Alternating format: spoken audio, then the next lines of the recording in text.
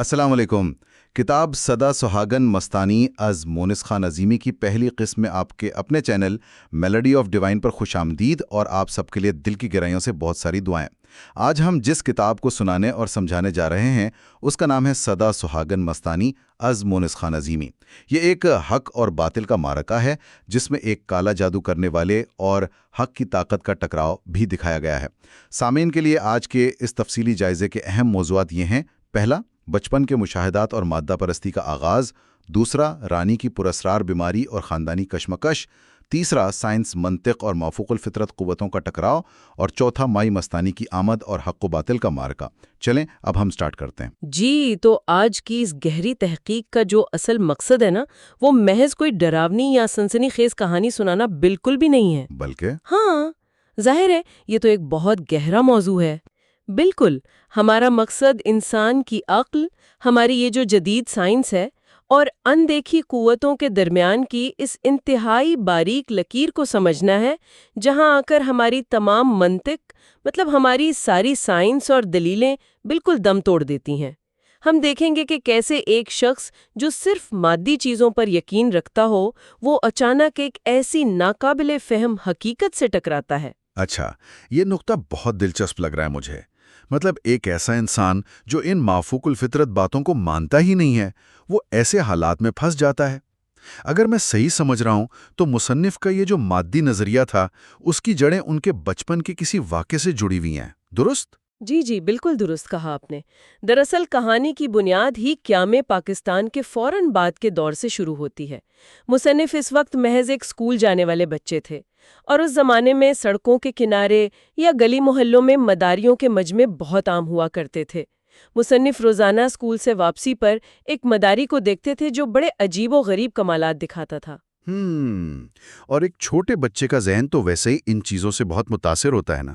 ایسا ہی ہے، مصنف کو لگا کہ اس مداری کے پاس ضرور کوئی جن ہے، اور ان کے معصوم ذہن میں یہ ایک خواہش پیدا ہو گئی کہ کسی طرح وہ جن ان کے بھی قابو میں آ جائے تاکہ وہ اپنے دوستوں پر روب ڈال سکیں۔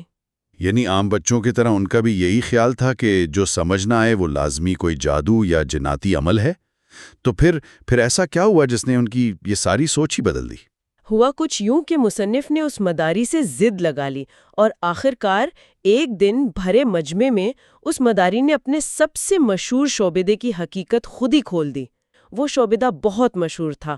وہ مداری سب کے سامنے ایک دھاگا لیتا، اسے توڑتا، اور پھر دوسرے ہی لمحے وہ دھاگا بالکل ثابت نظر آتا۔ ارے ہاں، یہ تو بہت پرانا اور مشہور ٹرک ہے۔ بالکل، اور دیکھنے والوں کو لگتا کہ یہ واقعی کوئی بہت بڑا جادو ہے، لیکن جب مداری نے حقیقت بتائی تو پتہ چلا کہ اصل اور ثابت دھاگا تو اس کے ہاتھ میں ہی چھپا ہوتا تھا۔ وہ تو صرف ایک چھوٹا سا فالتو سرا توڑ کر اتنی صفائی سے پھینکتا تھا کہ کسی کو پتہ ہی نہیں چلتا تھا۔ مطلب یہ محض ہاتھ کی صفائی تھی۔ اوہ، اچھا۔ تو جب ایک بچے کو یہ پتا چلتا ہے کہ جسے وہ جادو سمجھ کر حیران ہو رہا تھا وہ تو صرف ایک ٹرک ہے، تو اس کا دل تو ٹوٹ گیا ہوگا۔ اس واقعے کا ان کی نفسیات پر کیا اثر پڑا پھر؟ بہت گہرا اثر پڑا۔ دراصل یہیں سے ان کی شخصیت میں ایک طرح کی مادہ پرستی نے جنم لیا، یعنی وہ صرف ان چیزوں پر یقین کرنے لگے جو نظر آتی ہیں۔ جب انہیں اس ہاتھ کی صفائی کا پتہ چلا تو ان کا جنات، بھوتوں اور ان پراسرار واقعات پر سے مکمل اعتبار ہی اٹھ گیا۔ یعنی وہ ایک طرح کے نیم پختہ مادہ پرست بن گئے۔ جی بالکل، ان کے ذہن میں یہ بات پکی کر لی کہ دنیا کا ہر حیران کن واقعہ یا ہر جادو دراصل کوئی نہ کوئی ہاتھ کی صفائی ہی ہوتا ہے، بس ہمیں اس کی سائنس سمجھ نہیں آ رہی ہوتی۔ یہ بات سمجھ میں آتی ہے۔ اگر بچپن میں ہی آپ کو پتا چل جائے کہ جادوگر تو صرف بیوقوف بنا رہے ہیں تو آپ ہر مافوق الفطرت چیز کو شک کی نگاہ سے ہی دیکھیں گے۔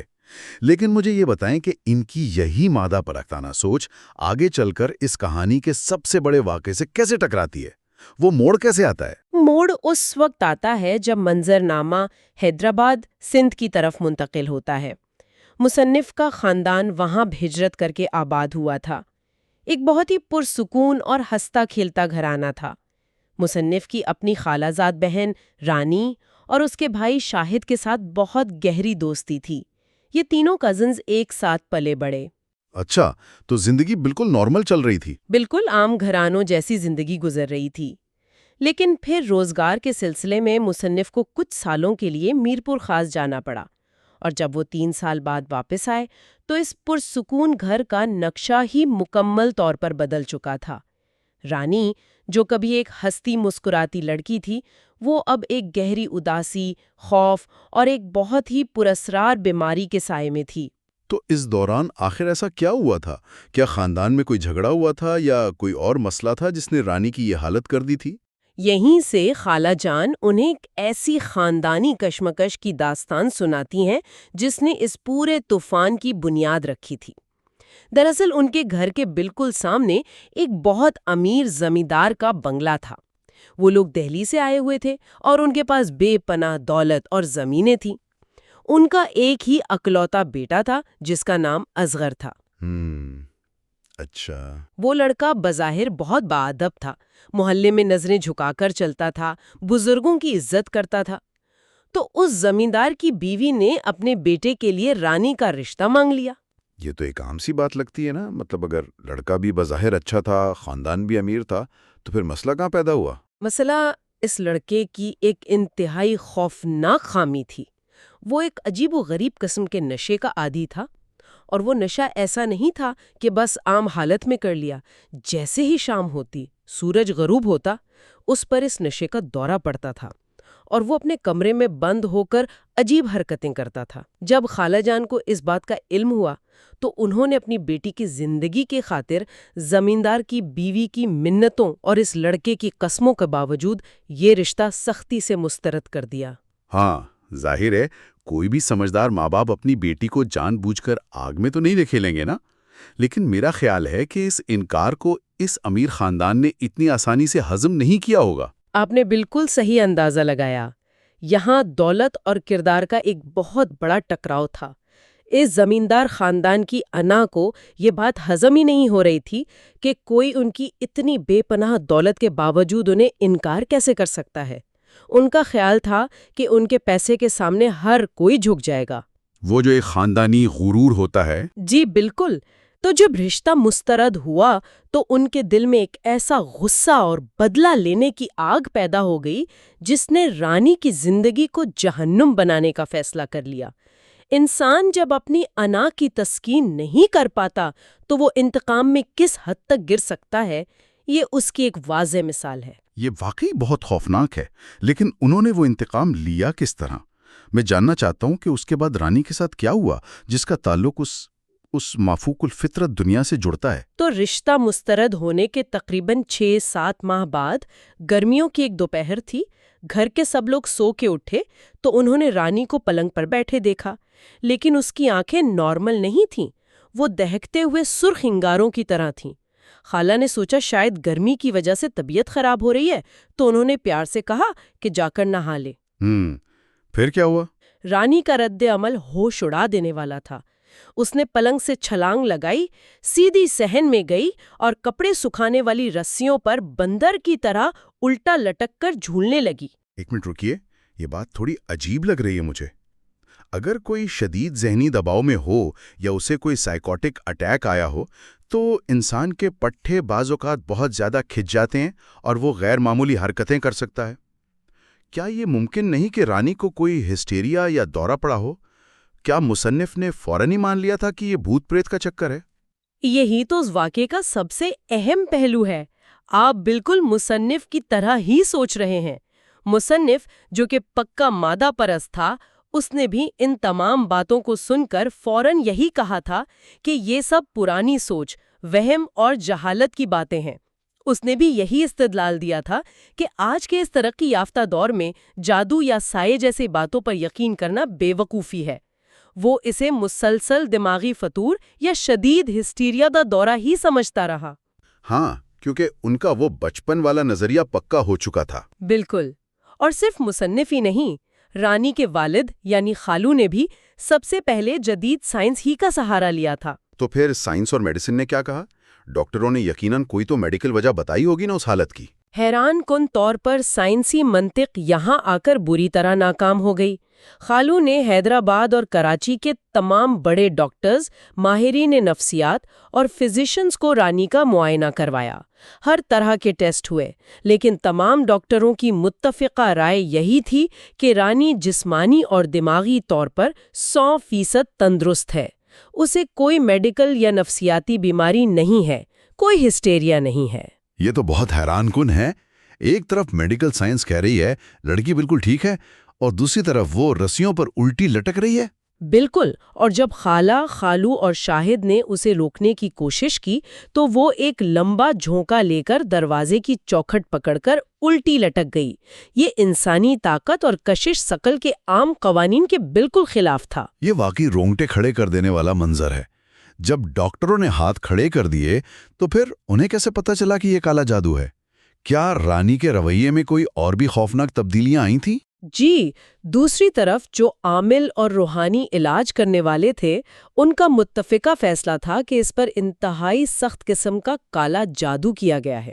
مصنف کو جب اس کی مزید تفصیلات پتہ چلیں تو ان کی بھی نیندیں اڑ گئیں۔ شاہد نے بتایا، اور بعد میں مصنف نے خود بھی دیکھا کہ جب رانی پر دورہ پڑتا تھا تو اس کی آواز مکمل طور پر بدل جاتی تھی۔ ایک جوان اور دبلی پتلی لڑکی کے حلق سے کسی طاقتور مرد کی گرجدار آواز نکلتی تھی۔ اوہ خدا، یہ تو بہت ڈراونا ہے۔ اور اس کے علاوہ مصنف نے خود محسوس کیا کہ دورے کے وقت رانی کے بالوں اور جسم سے ایک مدہوش کن خوشبو نکلنے لگتی تھی، جو اچانک ہی کسی انتہائی غلیظ اور سڑاند والی بدبو میں بدل جاتی تھی۔ یہ وہ چیزیں تھیں جن کی کوئی میڈیکل سائنس وضاحت نہیں کر پا رہی تھی۔ یہ سب سن کر تو کسی کے بھی ہوش اڑ جائیں، سامعین بھی یقیناً حیران ہو رہے ہوں گے۔ لیکن رانی خود کیا کہتی تھی اس بارے میں؟ کیا اسے یاد ہوتا تھا کہ اس کے ساتھ دورے کے دوران کیا ہو رہا ہے؟ رانی کا اپنا بیان اس پورے معاملے کو مزید پر اسرار بنا دیتا ہے۔ جب وہ ہوش میں آتی تو اسے دورے کے دوران کی گئی اپنی کسی حرکت کا کچھ یاد نہیں ہوتا تھا، لیکن اسے دورہ شروع ہونے سے پہلے کا ایک منظر ضرور یاد رہتا تھا۔ کون سا منظر؟ وہ بتاتی تھی کہ دورے سے قبل اسے اچانک ایک ایسی ہستی نظر آتی ہے جس کے ہاتھ اور پاؤں کسی بندر جیسے ہیں، لیکن باقی سارا جسم انسانوں جیسا ہے، اور وہ بے حد حسین ہے۔ وہ ہستی اس کے سامنے ایک عجیب دل فریب قسم کا رقص شروع کر دیتی ہے، اور اس رقص کا سحر رانی کے ذہن پر اس قدر چھا جاتا ہے کہ وہ مکمل طور پر مدہوش ہو جاتی ہے۔ ایک بندر نما لیکن حسین ہستی کا رقص، یہ تو مجھے کسی خاص قسم کے جادو کی طرف اشارہ لگ رہا ہے۔ جی بالکل، ماہر عاملوں نے فوری طور پر اس کی نشاندہی ہندو عقائد کے ہنومان جی کے روپ میں کی، جسے کسی انتہائی ماہر جادوگر نے کالے علم کے ذریعے رانی پر مسلط کر دیا تھا۔ یہاں آ کر مصنف کی پڑھی ہوئی تمام نفسیاتی کتابیں، میڈیکل رپورٹس اور ان کے بچپن کے بنائے ہوئے سارے مادی دلائل ایک دم دیوار سے ٹکرا کر پاش پاش ہو گئے۔ تو جب جدید سائنس نے جواب دے دیا، مادی دلائل ختم ہو گئے، تو پھر مصنف اور ان کے خاندان کے پاس کیا راستہ بچا؟ یقیناً انہوں نے انہی عاملوں سے ہی علاج کروانے کی کوشش کی ہوگی۔ انہوں نے حیدرآباد کے مشہور پیروں اور فقیروں کی خاک چھاننا شروع کی، لیکن یہاں ایک نیا مسئلہ کھڑا ہو گیا۔ جو عام اور بظاہر مشہور عامل تھے، وہ اس نادیدہ قوت کے سامنے ٹک ہی نہیں پاتے تھے۔ اچھا، وہ بھی ناکام ہو گئے؟ رانی پر مسلط وہ شیطانی قوت ان عاملوں کی وہ درگت بناتی تھی، انہیں اتنی بری طرح مارتی تھی کہ وہ دوبارہ اس گھر کے محلے کا بھی رخ نہیں کرتے تھے۔ عاملوں کے فلیتوں کا اثر صرف اتنا ہوتا تھا کہ وہ چیز کچھ دیر کے لیے خاموش ہو جاتی، لیکن پھر وہ گرج دار آواز میں ہنس کر کہتی تھی کہ میں اس طرح بھاگنے والا نہیں۔ ہر طرف شدید مایوسی پھیل چکی تھی۔ یہ تو بالکل ایک بند گلی میں پھنسنے والی بات ہو گئی نا۔ پھر انہیں کوئی ایسا شخص کیسے ملا جو اس طاقتور چیز کا مقابلہ کر سکے؟ کہانی کا یہ اہم موڑ کیسے آتا ہے؟ یہ اس تفصیلی جائزے کا سب سے فیصلہ کن موڑ ہے۔ وادی وہران میں سردیوں کی ایک شام تھی۔ مصنف اور شاہد حیدرآباد کے علاقے گاڑی خاتا کی ایک مشہور پان کی دکان پر کھڑے پان کھا رہے تھے۔ وہ پریشان تھے کہ اچانک مصنف کی پیٹھ پر ایک زوردار ہاتھ پڑتا ہے اور ایک تیز نسوانی آواز آتی ہے، پان کھلا۔ پان کھلا؟ جی، اور مصنف پلٹ کر دیکھتے ہیں تو ان کے سامنے حیدرآباد کی مشہور مجذوب عورت مائی مستانی کھڑی تھیں۔ اچھا، مائی مستانی۔ میں نے اکثر پرانی کہانیوں میں ایسے مجذوب کرداروں کے بارے میں پڑھا ہے، لیکن کیا وہ واقعی کوئی روحانی شخصیت تھیں یا عام لوگوں نے بس پاگل سمجھتے تھے؟ دیکھنے میں وہ کیسی تھیں؟ اگر آپ ان کی ظاہری حالت کی بات کریں تو وہ ایک انتہائی میلے، پھٹے اور پرانے کرتے میں ملبوس تھیں۔ ان کے بال بکھرے ہوئے تھے جن میں دھول مٹی جمی ہوئی تھی، اور ان کے جسم سے ایسی شدید بدبو آ رہی تھی کہ پاس کھڑا ہونا محال تھا۔ عام محلے والے انہیں واقعی ایک پاگل عورت سمجھتے تھے، لیکن کچھ پرانے اور سمجھدار لوگوں کا ماننا تھا کہ وہ پاگل نہیں بلکہ اللہ کے برگزیدہ بندوں میں سے ایک ہیں جو اپنا حال چھپائے ہوئے ہیں۔ لیکن ایک عام پڑھے لکھے انسان، خاص طور پر ہمارے مصنف کے لیے، ایک ایسی بدبودار اور بظاہر پاگل عورت پر یقین کرنا تو بہت مشکل ہوگا۔ اس وقت پان کی دکان پر ہوا کیا؟ منظر کشی کچھ یوں ہے کہ مستانی پنواڑی کو کہتی ہے کہ اپنا پرانا پان رکھ لے، تیرے کام آئے گا۔ پھر وہ مصنف کی طرف مڑتی ہے اور پان مانگتی ہے۔ مصنف اور شاہد جو پہلے ہی پریشان تھے اس کی بدبو سے تنگ آ کر اپنی ناک پر رومال رکھ لیتے ہیں۔ شاہد غصے میں آ کر اسے ڈانٹتا ہے کہ پیچھے ہٹ کر کھڑی ہو، تمہاری بدبو سے دماغ پھٹا جا رہا ہے۔ ہاں، غصہ تو آئے گا اس حالت میں۔ لیکن اس پر مستانی ناراض ہونے کی بجائے شرارت سے ہنستی ہے اور کہتی ہے پان کھلا دو، بدبو بھی دور ہو جائے گی۔ اور دیکھنے والوں، اسی لمحے جیسے ہی اس نے یہ کہا، مصنف کو اچانک محسوس ہوتا ہے جیسے ان کی ناک سے گلاب کی انتہائی خالص اور تیز خوشبو کا ایک جھونکا ٹکرا کر گزرا ہو۔ ساری بدبو ایک سیکنڈ میں غائب ہو گئی۔ واہ، یعنی جو چیز بظاہر بدبودار نظر آ رہی تھی، حقیقت میں وہ کچھ اور تھی۔ یہ تو ایک بہت بڑا ثبوت تھا کہ وہ کوئی عام پاگل عورت نہیں تھی۔ بالکل، یہیں پر تصوف اور روحانیت کا ایک بہت بڑا راز کھلتا ہے جسے ہم اکثر نظر انداز کر دیتے ہیں۔ ظاہری حالت اور باطنی طاقت کا شدید تضاد۔ اور اس سے بھی زیادہ حیران کن چیز وہ ٹیلی پیتھی تھی جو مستانی نے استعمال کی۔ ٹیلی پیتھی؟ میں ذرا سامعین کے لیے ٹیلی پیتھی کو آسان لفظوں میں سمجھا دوں۔ یہ بغیر بولے ایک دوسرے کے خیالات پڑھنے یا محسوس کرنے کی صلاحیت ہے۔ مصنف ابھی اپنے دل میں بغیر ہونچ ہلائے صرف یہ سوچ ہی رہے تھے کہ کیا اتنی بڑی شیطانی طاقت کے سامنے اس حواس باختہ عورت کو کھڑا کرنا ٹھیک رہے گا کہ اچانک مستانی دیوانوں کی طرح زور سے ہنس پڑی اور سیدھا مصنف کی آنکھوں میں دیکھ کر بولی، ابے سوچتا کیا ہے، مستانی کو بھی آزما کر دیکھ لے۔ اس نے سیدھا ان کے دل کی بات پڑھ لی۔ اس کے بعد تو مصنف کے پاس انکار کی کوئی گنجائش ہی نہیں بچی ہوگی۔ انہوں نے یقیناً فیصلہ کر لیا ہوگا کہ اب مستانی کو ہی گھر لے جایا جائے۔ جی، مصنف کو سمجھ آ گیا کہ جو آنکھیں دیکھ رہی ہے حقیقت اس سے بہت دور ہے۔ انہوں نے فوراً پان کھلایا۔ مستانی نے پان منہ میں رکھا، مصنف کا ہاتھ زور سے پکڑا اور سڑک کی طرف چل پڑی، یہ کہتے ہوئے کہ چل آج دیکھتی ہوں کون ہے۔ پھر وہ تینوں ایک تانگے میں سوار ہو گئے۔ تانگے کا سفر کیسا رہا؟ وہ بڑے بڑے عاملوں کو مار کر بھگا چکی ہے۔ اس پر مستانی دانت پیس کر ایک عجیب جلال میں جواب دیتی ہے، ارے مستانی کو بھگانے والا ابھی پیدا ہی نہیں ہوا۔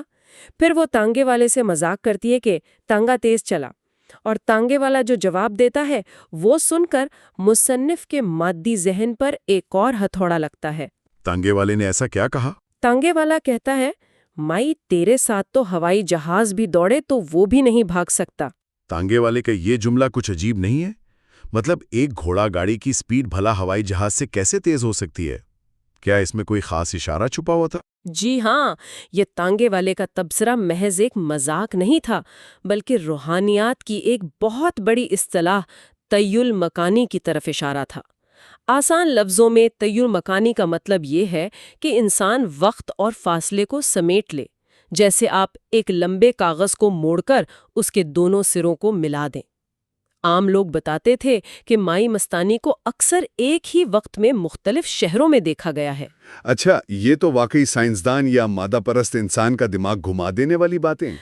خیر، شام کا وقت ہے، سورج ڈوب چکا ہے اور اندھیرا پھیل رہا ہے جب یہ تانگا خالہ کے گھر پہنچتا ہے، اور یہیں سے حق اور باطل کے اس حتمی اور فیصلہ کن معرکے کا آغاز ہوتا ہے جس کا انتظار یقیناً سب کر رہے ہوں گے۔ تو جیسے وہ گھر پہنچے، منظر کیسا تھا؟ کیا مستانی نے جاتے کوئی عمل پڑھنا شروع کر دیا؟ کیا کوئی دھنی جلائی گئی؟ کیونکہ عام طور پر عامل لوگ تو یہی سب کرتے ہیں نا۔ بالکل نہیں، یہی تو حیرانی کی بات تھی۔ مستانی کسی عامل کی طرح نہیں آئی۔ شام کے سائے گہرے ہو رہے تھے، مستانی عین صحن کے بیچوں بیچ آ کر آرام سے التی پالتی مار کر بیٹھ گئی۔ خالہ جان جو پریشان بیٹھی تھیں وہ حیران ہوئی کہ یہ بدبودار اور عجیب سی عورت کہاں سے آ گئی۔ مستانی خالہ کو دیکھ کر مسکرائی اور بولی، زندگی کھیل کا ہی نام ہے۔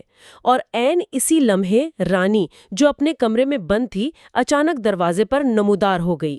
مطلب رانی یا اس پر جو طاقت مسلط تھی اسے اندازہ ہو گیا تھا کہ کوئی بہت بڑی روحانی قوت اس گھر میں داخل ہو چکی ہے۔ بالکل، ان نادیدہ قوتوں کو انسانوں سے زیادہ جلدی احساس ہو جاتا ہے۔ رانی دروازے پر کھڑی مستانی کو گھورنے لگی اور لمحہ بہ لمحہ اس کی آنکھیں جو نارمل تھیں وہ اسی طرح سرخ ہونے لگیں جیسے دہکتے ہوئے انگارے، اور صحن کا ماحول یکدم انتہائی کشیدہ ہو گیا۔ پھر کیا ہوا؟ کیا دونوں کے درمیان کوئی ہاتھا پائی یا کوئی جسمانی لڑائی شروع ہوئی؟ عام انسانوں یا عاملوں والی لڑائی نہیں تھی۔ یہاں نہ تو کوئی ہاتھ اٹھایا گیا، نہ کوئی عمل یا منتر اونچے آواز میں پڑھا گیا، اور نہ ہی کوئی فلیتا یا دھونی جلائی گئی۔ یہ ایک بالکل خاموش لیکن انتہائی شدید روحانی جنگ تھی۔ مستانی اپنی جگہ سے 1 انچ بھی نہیں ہلی۔ اس نے بس اپنی نگاہیں اٹھائیں اور رانی کی سرخ آنکھوں میں گاڑ دیں۔ اچھا۔ دونوں ایک دوسرے کو بغیر پلک جھپکائے دیکھ رہی تھیں۔ اسے ہم روحانی زبان میں میسمرائزم کہہ سکتے ہیں۔ یہ محض گھورنا نہیں تھا، بلکہ ایک ایسی کیفیت تھی جہاں مستانی اپنی باطنی اور روحانی قوت سے رانی کے ذہن اور اس پر مسلط اس طاقتور ہستی کو مکمل طور پر مفلوج کر رہی تھی۔ یہ تو بالکل کسی سسپینس فلم کا سین لگتا ہے، جہاں کوئی شور نہیں لیکن خاموشی میں ایک بہت بڑا طوفان چھپا ہوا ہو۔ صحن میں کھڑے باقی لوگوں کا کیا حال تھا؟ وہاں موجود لوگ تو دم بخود رہ گئے۔ صحن میں ایک عجیب قسم کا جلال اور خوف طاری تھا، لیکن اس شدید دباؤ کے بیچ ایک بہت ہی حیران کن چیز ہو رہی تھی۔ اس پورے ماحول میں بار بار گلاب کی انتہائی مدہوش کن خوشبو کے تیز جھونکے آ رہے تھے۔ وہی خوشبو جو پان کی دکان پر آئی تھی؟ جی بالکل، یہ خوشبو دراصل مستانی کی باطنی طہارت اور اس کے حق پر ہونے کا اعلان کر رہی تھی۔ یہ نگاہوں کا جنگی مقابلہ تقریباً 5 سے 7 منٹ تک جاری رہا، لیکن وہ چند منٹ وہاں موجود لوگوں کے لیے یقیناً کسی صدی سے کم نہیں گزرے ہوں گے۔ اور پھر اس خاموش جنگ کا انجام کیا ہوا؟ کیا وہ شیطانی طاقت جو اتنے عاملوں کو بھگا چکی تھی اس مجذوب عورت کے سامنے ٹک پائی؟ بالآخر حق کی طاقت نے باطل کا سر کچل دیا۔ آہستہ آہستہ رانی کی وہ دہکتی ہوئی سرخ آنکھیں جھکنے لگیں۔ اس کی نظریں فرش پر گڑ گئیں، جیسے وہ انتہائی شرمندہ اور لاچار ہو چکی ہو، جیسے اس پر مسلط وہ طاقتور جادوگر اور وہ حسین ہنومان نما ہستی اس درویش اور بظاہر میلی کچیلی عورت کی نظروں کی تاب لانے میں مکمل طور پر ناکام ہو گئی ہو۔ کیا بات ہے! اور مستانی کا رد عمل کیا تھا اس جیت کے بعد؟ مستانی نے کوئی غرور نہیں دکھایا۔ اس خاموش فضا میں مستانی کی انتہائی پرسکون اور فاتحانہ آواز گونجی۔ اس نے یہ دعویٰ نہیں کیا کہ میں نے تجھے مار دیا یا جلا کر راکھ کر دیا ہے، بلکہ اس نے ایک عجیب شفقت اور پیار بھرے لہجے میں زمین پر ہاتھ مار کر کہا، بس بیٹا ہار گئے، آؤ بیٹا یہاں آ جاؤ۔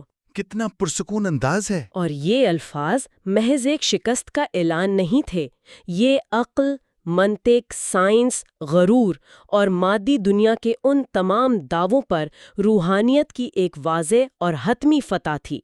ایک ایسی فتح جس نے مصنف کے بچپن کے اس فلسفے کو کہ کائنات کی ہر حیرت انگیز چیز صرف ہاتھ کی صفائی ہوتی ہے، ہمیشہ کے لیے زمین بوس کر کے رکھ دیا۔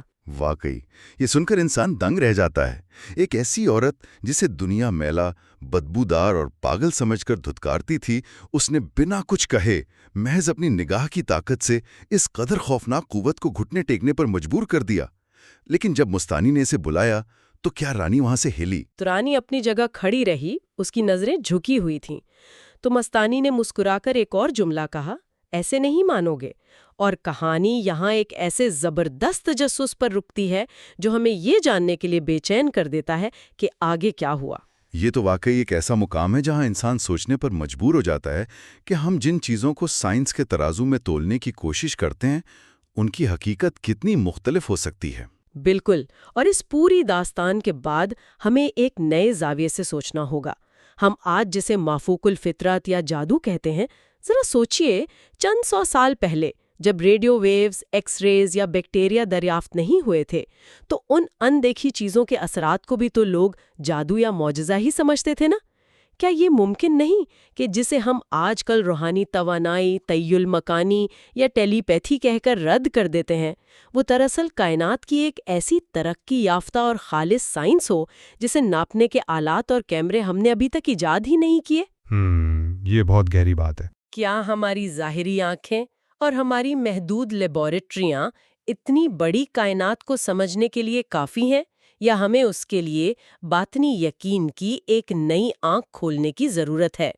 یہ وہ سوال ہے جو اس گہری تحقیق کے بعد ہمارے ذہنوں میں ضرور گونجنا چاہیے۔